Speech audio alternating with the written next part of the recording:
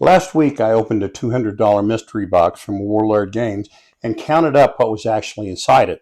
$320 of plastic. It's a good deal on paper, but $320 of plastic isn't an army. It's a pile. So I ran every single thing in this box through the bolt action list builder. 500 points, 1,000 points, 1,500. No proxies. Nothing borrowed from the rest of my collection, only what came in the cardboard.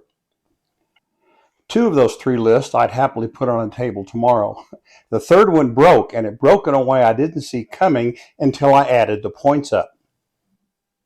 If you didn't see the unboxing, here's the whole haul in 20 seconds. 2 infantry platoons, a weapons team box, a headquarters, 4 vehicles, a Panzer IV, a Hetzer, a 251, and an Opel Blitz, or Maltier, 60-odd infantry, and a Goliath. I think this box is pretty versatile and can be used in a number of theaters. The only one you can't really use it for is North Africa, which, like I've mentioned, is a disappointment to me because that's where I would really like to focus. So can we make a legal 500-point list from just the box of veteran infantry? Well, sure. Can we make a functional 500-point list that handles a wide range of opponents? That's a different question. This list has 2 infantry squads that max the machine guns you get across the 2. It's got a medic, which is superfluous, but I put it in for fun because you get to paint white. Everybody always likes that. The platoon commander and 2 bodyguards and the anti-tank rifle. The only other anti-tank response is the AT grenades on the squad. So this struggles with anything that's got real armor. That's 500 points and it works, but 500 points is a small game. The interesting question is what happens when you've got room to actually use what's in the rest of the box. So let's double that. Let's make it 1,000 points. At 1,000 points, things get more interesting because you can actually do more with what's in the box. This list has 13 order dice, which is strong for 1,000 points. The anti-tank defenses are still the weak spot. You've got the 251, and you can throw the AT rifle in if you want. Otherwise, you're back to grenades. But it's got enough bodies for the objectives. It's a well-balanced veteran mix. The pinning output is excellent, and it'll face a wide variety of infantry opponents. If you buy this box and never buy another thing, this is the list. 1,000 points is where this mystery box is really happy. So what happens at 1,500?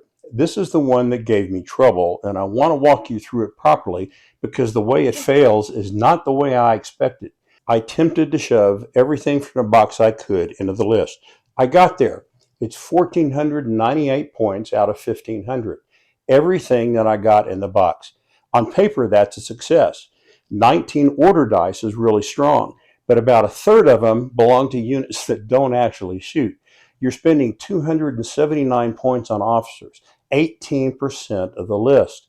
4 officers on a 1,500-point table means overlapping morale bubbles doing redundant work. The headquarters alone costs more than it's worth, and 50 of those points sit in a single training upgrade. I didn't run out of points, I ran out of basic soldiers to put into the list. That upgrade that I used to make up the points is intelligence training. 50 points, once per game it can be activated. It lets you choose which order dice comes out of the bag first instead of drawing blind. Now, with 19 order dice, the chances of you needing that are they're slim to none. That's a real tactical lever. But with 19 dice already in the bag, is it worth 50 points and a chunk of infantry? The infantry squads had to shrink to pay for and flesh out the list that included everything else. So in the 1,000-point version, the squads were 10 men with 2 LMGs. Here there's 7 men with 1. A 7-man squad that takes 3 casualties is pretty much combat effective, and I only have 2 of them, not counting the engineers. Shooting and armor, I've got a Hetzer and a Panzer IV-A.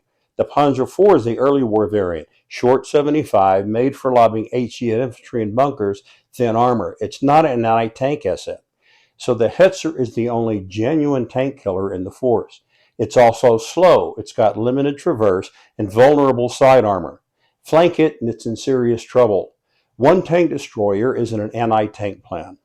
And what genuinely surprised me, there isn't a single Panzerfaust anywhere in the box, not one for a German force. Now, it depends on where you look to see when the Panzerfaust actually come into play, But these anti-tank rifles are still weak, as the Germans found out.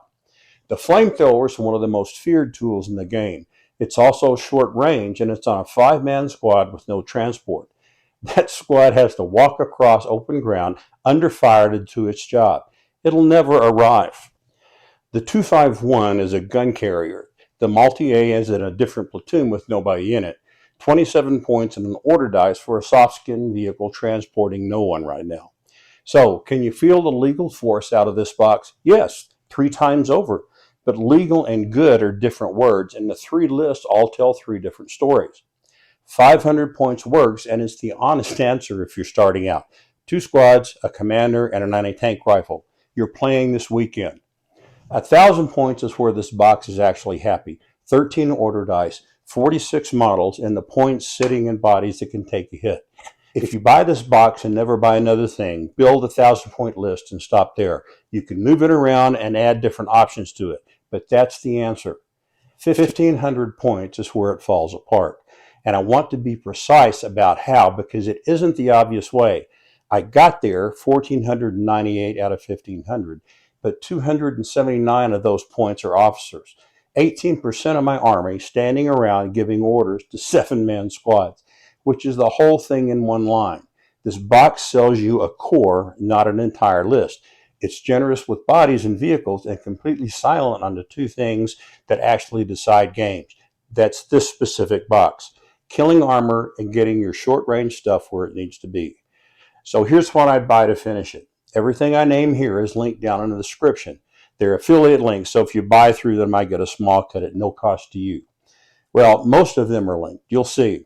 Number 1, a second veteran infantry unit box. That's $59. That's the whole 1,500-point problem solved. 2 7-man squads can now become 4 10-man squads, and I get to delete 100-odd points of redundant command. 2, a dedicated anti-tank gun. A Pack 40 is cheap in dollars and cheap in points. Right now, the Hetzer is the only thing in this force that can genuinely kill a tank, and 1 tank destroyer isn't an anti-tank plan. It's a single point of failure with a limited traverse and thin side armor. Number 3, if you can buy them, get Panzerfaust or a Pack 40. There isn't one in this box, not a single one for a German force. That's not a gap, that's a hole, and it's the cheapest thing on this list to fix. And 4 costs nothing, and there's no link for this one. The flamethrower squad walks, the multi-A sits in a different platoon with nobody in it. Those are the same problems, and I built it that way. But the engineers in the truck, that's not a purchase, that's me reading my own list badly. And if you build out of this box, it's the mistake I'd expect you to make too. One more thing, and then I will shut up about it, I promise, until the next video. I said earlier this box is poor for North Africa. That's true, and it's a problem because North Africa is exactly where I wanted to take it. So I'm going to have to solve that problem separately, which is its own video. But here's what I take away from all of this about the mystery box. A mystery box buys you soldiers. It doesn't buy you answers. You get the expensive middle of an army, the plastic, the vehicles, the bodies, and you're left to buy some of the other bits that make it work. That's good because then you get to craft the army to your style of play. That's what the box is for. Knowing this going in is the difference between a good purchase and a shelf of gray plastic. I still think this is a good buy. I'm happy with it. I'm just $59 and a Pack 40 away from it being a great army for me. Now I want your opinion. If you've ever built out of a mystery box, what was the thing you had to go and buy afterwards to make it actually work?